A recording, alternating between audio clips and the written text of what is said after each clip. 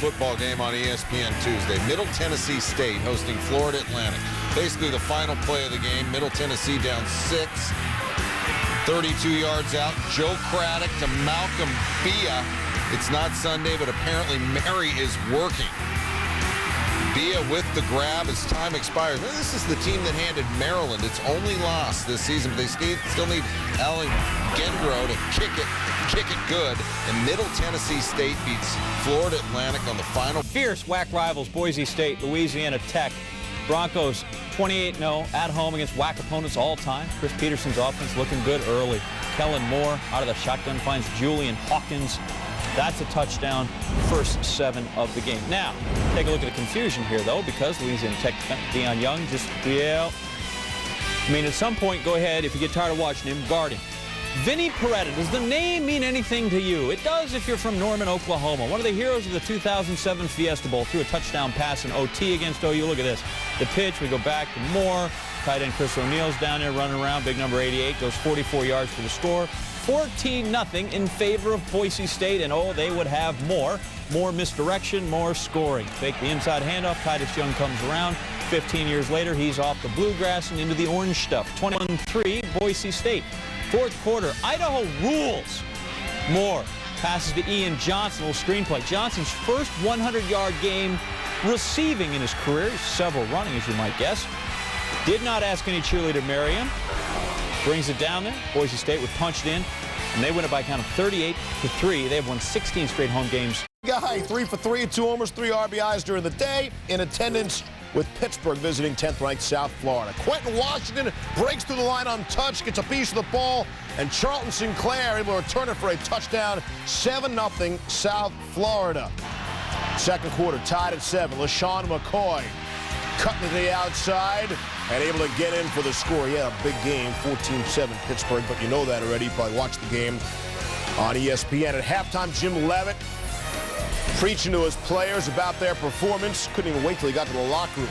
In the fourth, Matt Grothe, 22 yards to Jesse Hester. 21-20 South Florida. Here's McCoy now. 142 yards on the ground. This coming against the 4th-ranked rush defense in the country. Set up a 1st and goal on the very next play. Down by 1. McCoy in for the touchdown. A Pitt would fail on the 2-point conversion. They go up 26-21. Last chance for South Florida at midfield. 6 seconds left. Here's Grothe. You know what's coming. And so too does Pittsburgh. The Hail Mary. What do you say? Knock it down. And they do. Pittsburgh scores the upset. They've won 4 straight since losing their season. Reading is good. On this Thursday night, Mike Riley's Beavers opponent, another undefeated and ranked school number 15, Utah. Loyal Moivow. Screen pass to Jaquez Rogers, 41 yards. Moivow and Jaquez Rogers. Wow, they had a game, maybe the combo that tore up USC. And Moivow here, 3 plays later to Brady Camp. Moivow 21 of 31, 313, and 2 scores. Oregon State extended the lead to 28-20. Brian Johnson and the Utes take over, less than 2 minutes to go. 4th play of the drive. Johnson to Brandon Godfrey, the 25-yard score. Utah within 2. They go for 2, and they do. The pass to David Reed, back of the end zone. And he is mauled by Greg Laybourne. Late flag comes in. Pass interference. Utes still alive. So here's their second shot at the 2-point conversion. This time Johnson, bootleg, and why not? He'll find the corner of the end zone.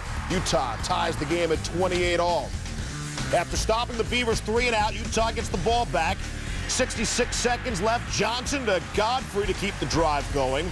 The next play, Johnson completes it to the outside to Brent Castile. Castile barely gets his feet in. He had 5 catches, 107 yards. Utah within field goal range. 2 seconds left. Louis Sakota from 37 yards away, and he shoots, he scores. Utah stays undefeated. They're the first school already. Utah State to have to deal with. Cougars up to number 8, riding a 14-game win streak. First quarter, no score. Hall getting to work. To Austin Collie down the sideline. Turns upfield. And then stiff arm. 76-yard touchdown, and BYU up 7-0 just like that. And so in possession for Utah State, DeAndre Borrell, their quarterback. A little draw play. Looks like a little mix-up there. And right? coughs it up. Brandon Bradley's got it and knows what to do with it. 38 yards for the touchdown, 14-0 BYU. Later in the first quarter, 17-0 BYU. Borrell back to pass. That's not going to work either. David Nixon with the interception, and BYU takes over in Utah State territory. And so in possession for the Cougars, it's Harvey Unga. 11-yard touchdown for him. BYU, at that point, 127-0 over the last 10 quarters over their opponents. Third quarter, they're up 27-0.